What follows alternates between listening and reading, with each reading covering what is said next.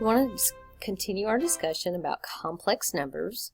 So part 1 of our video, we talked about the definition of a complex number. And a complex number is a plus bi, where a is called the real part and the bi is called the imaginary part. They were created so that quadratic equations would have two solutions. And many of the quadratic equations have two real valued solutions.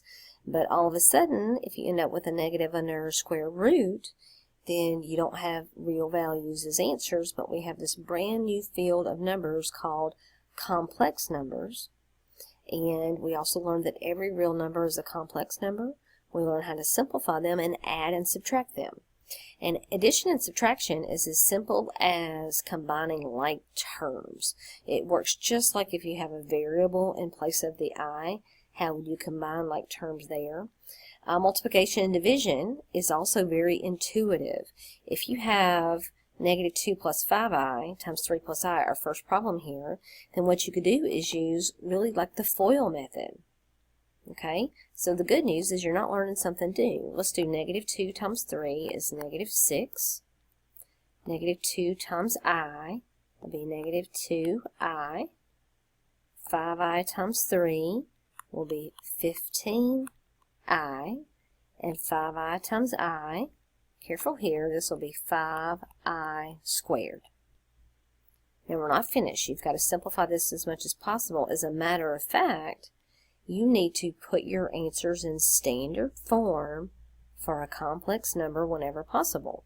Okay, so let's add like terms. These are both imaginary units. So you have negative 7, negative 2i plus 15i is going to be 13i plus 5. Now if you'll remember from the first video, there's something very important here, that I squared is negative 1.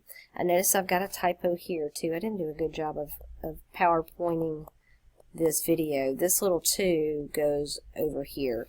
But I squared is negative 1, so I'm going to replace this I squared with what it is equivalent to, which is negative 1. So it gives me negative 6 plus 13i minus 5 when I multiply those two together. Now my final answer, again, standard form for a complex number, means the real part is first. Negative 7 minus 5 is negative 11. And then the imaginary part, which is 13i, comes second. And that's your final answer in standard form. Now let's try this again. So we're multiplying. How do we know this is multiplication? Because you've got two sets of parentheses here and there's nothing in between, which means we're multiplying. Here I would use the distributive property. This is not really FOIL because negative 5i is just one term. So you do negative 5i times 1, which would be negative 5i. And then negative 5i times negative I will be plus 5i squared. So always remember, when you multiply an I value times an I value, it gives you an I squared value. So that's always the first step, is to FOIL or distribute in this case. Then you've got to deal with any I squareds that you have. Those are equivalent to negative 1. So I'm going to replace the I squared and replace it with negative 1, which is up here at the top. Remember, reminder, that's not really written correctly. That's written correctly. So I squared is negative 1. Now I have negative 5i minus 5.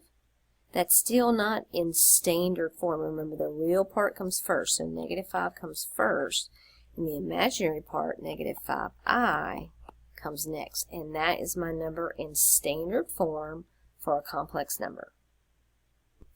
Now, we're still working on operations with complex numbers. We've added, subtracted, multiplied. Now it's time to divide. Okay? Now, notice the division step in black. It says if you have a plus bi divided by c plus di, then you multiply by the complex conjugate of the denominator. Okay, well, look at our problem. Our first problem, negative 2 plus 5i over 2. There's no imaginary value down here. This is just a real number. Now, if you're dealing with just a real number, you actually split this up. The 2 can go into each of these numerator terms separately. So I did negative 2 over 2. Now, so I did 5i over 2. I wrote them separately. Then you reduce that as much as possible. Negative 2 over 2 is negative 1. 5 over 2, you can just leave it as 5 over 2i. Now, is this standard form where there's the real part first and the imaginary part second? And it is. Is it okay to have a fraction in your answer? Yes, it is, as long as it's in lowest terms, and 5/2 is as low as that terms as that fraction will go. So that problem is finished. Okay. Now the next problem looks so similar that you would think you would do it the same way, but you don't at all. Notice there is an imaginary part down here, and it says in black up here, if you have that kind of situation, you multiply by the complex conjugate of the denominator in a unity fraction. And that's a lot of vocabulary there. First of all, a complex conjugate means the opposite sign. Okay? So the complex conjugate of 4 plus 3i, we don't need it. Okay? But it would be 4 minus 3i. The complex conjugate of 2i, you could also think about it as 0 plus 2i is 0 minus 2i, or negative 2i. Now, if I multiply by negative 2i in the denominator, I also have to multiply by it in the numerator. So notice it says in a unity fraction. That's what we mean. Same thing in the top and the bottom of your fraction. So this is equivalent to 1. And there's not an equals here. There's a multiplication here. Okay? So I'm multiplying. Now, how does that help? Well, you'll see in the middle of the problem. So if I multiply 4 plus 3i times negative 2i, you do not have to rewrite it. I just want you to see what happens. And in the denominator, I'm multiplying 2i times negative 2i. In the numerator, I've got to distribute. So 4 times negative 2i is negative 8i. And 3i times negative 2i is negative 6i squared.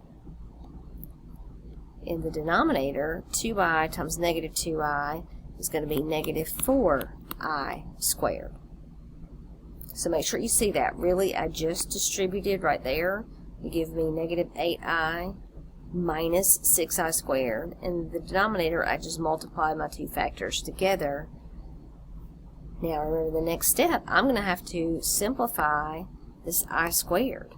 Okay, so this is going to be equivalent to negative 1, and this is going to be equivalent to negative 1.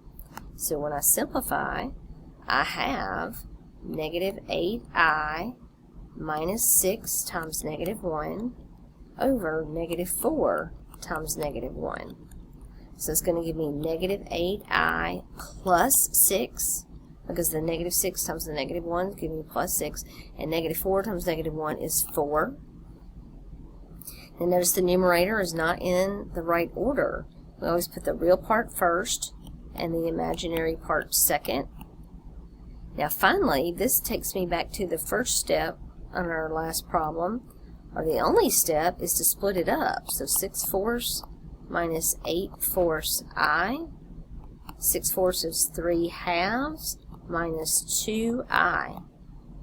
That's your final answer. Notice how involved that is. So the division, if it's not one of the basic ones where you're dividing by a real number like the first one, is real easy.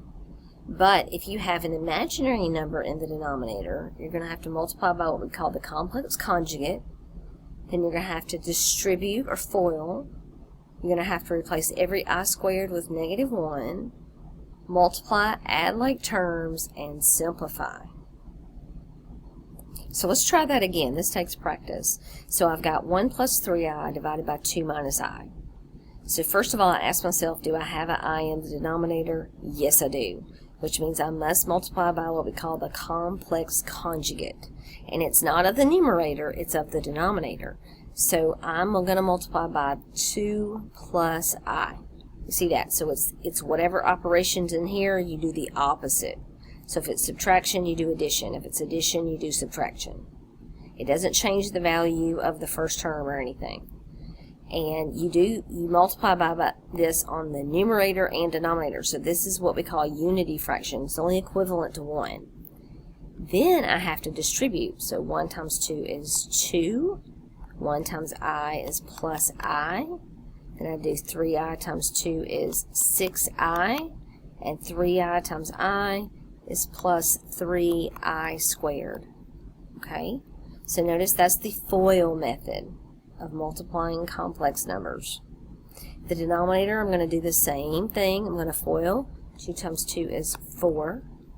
2 times I is plus 2I. Negative I times 2 is minus 2I. Negative I times I is minus I squared. Okay?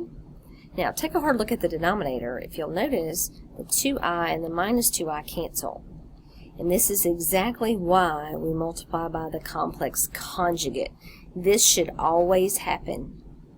Okay, so if you still have imaginary numbers in your denominator, something is wrong. Okay, all your i's should disappear. Let's continue on in the numerator. And again, that's just for the denominator, because in the numerator they don't.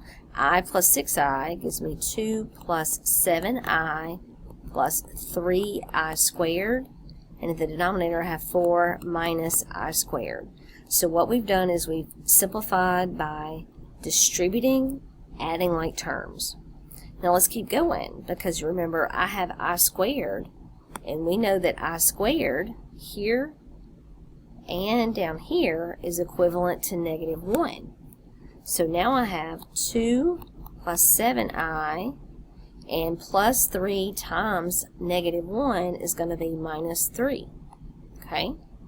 Then that's going to be 4 minus I squared.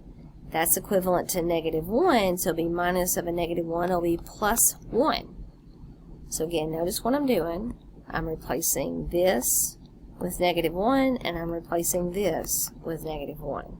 So that makes that minus 3 and plus 1. Now continue to simplify. So I have 2 minus 3 is negative 1 plus 7i.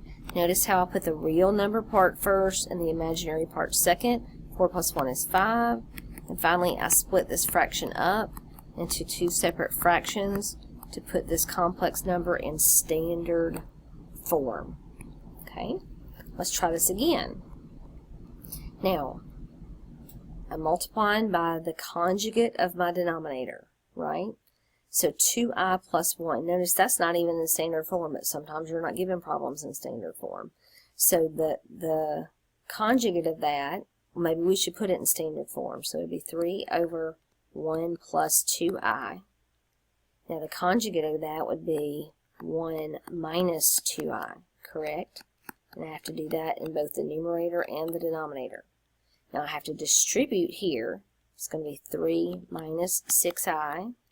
And in the denominator, I have to do 1 times 1 is 1, minus 2i, plus 2i, minus 4i squared. Okay, so 1 times 1, 1 times negative 2i is negative 2i, 2i times 1 is plus 2i, 2i times negative 2i is minus 4i squared. If you remember, those should cancel, and they do. So in the numerator, I still have 3 subtract 6i. In the denominator, those cancel, and I have 1 minus 4i squared. Now our next issue, if you'll recall, I squared is equivalent to negative 1. So I'm going to remove the I squared and replace that with negative 1. So it's 3 minus 6i divided by 1 minus 4 times negative 1. So that's 3 minus 6i over 1 plus 4. Turns out, y'all, whenever you multiply a number by negative 1, it just changes the sign. So it's safe to say, hey, negative 4i squared is just going to be plus 4. That continue on. That gives me 3 minus 6i over 5. Split it up, which gives me 3/5 minus 6/5 I. And I'm finished with that problem. All right, brand new problems. What do the directions say? It says, perform the indicated operation and write in standard form. Okay, now this looks different than what we just did. We know we're subtracting because of the big subtraction sign in the middle. Now what you can't do is subtract the way it's written here. You have to simplify to complex form first. Okay, so simplify to complex form first, which is going to give me, remember this right here, is going to be the square root of negative 9, which is going to be 3i. So I have 5 times 3i minus 3, that's already there, and then the square root of negative 25 is 5i. Okay, so make sure you follow that first. We did that in the first video. So the square root of negative 9 is 3i. The square root of negative 25 is 5i. The negative is what gives you the I, and then the square root of 9 is just 3, and the square root of 25 is just 5. So now 5 times 3i is 15i. Negative 3 times 5i is minus 15i, which is going to give me 0i, or just 0. Either of those is appropriate, either of those is in standard form. But the important thing to remember is you must simplify to complex form first before you can do anything with the addition, subtraction, multiplication, or division. So let's try it again. So I've got 3. Now I know there's an I involved here, so I'm going to say 3i, and then the square root of 27. But the fact is I'm not finished with the square root of 27, but let's scoot on over. Now again, the I gives me 2i square root of 48. So the only thing we've done so far is handle the negative under the square root. But now the square root of 27 can be simplified. I could say this is 3i. And y'all know 27 can be written as a perfect square, which is 9 times 3. Notice that does give you 27 back. And square root of 9 is a perfect square. Similar thing can be done over here with the 48. 2i. 16 divides evenly into 48, and it's a perfect square. It goes in there 3 times. So that is going to simplify next. So now I have 3i times 3 times the square root of 3. That's going to give me 3 times 3 is 9i, and then the one that's under the square root has to remain under the square root. Okay, so again, all I did was multiply the 3i times the 3 to get 9i. And the square root of 3 just comes down. Here, 2 times I, square root of 16 is 4. Square root of 3 stays the square root of 3. Okay, well 2i times 4 can be written as just 8i square root of 3. Now, look, these are like terms because they both have I square root of 3. I square root of 3, which means I can combine these together and write this as 9 plus 8 is 17i square root of 3. Now you may be thinking, well, what if these weren't both square root of 3? What if this said 9i square root of 2 plus I square root of 3? Then we really couldn't do anything else with it, because they're not like terms. They are two different forms of complex numbers, so you couldn't add them together. So it's nice that these were both I square root of 3, or else we wouldn't be able to combine those together. Let's do one more simplified problem, and then that'll wrap up part 2 of our video, and then we'll come back for one more idea from this section, part 3. But the last problem here is, remember, we cannot do operations with a negative under a square root. Right now, this is just a mess of numbers that are not real. We need to simplify this into regular complex number form before we can add, subtract, multiply, or divide. So I'm going to first start working on the square root of negative 12. Now I know the negative part is I. Okay. Now the square root of 12 I can rewrite as the square root of 4 times the square root of 3. You agree, right? Because 4 times 3 is 12, and then the I again is the negative part. Now let's jump inside and do something similar.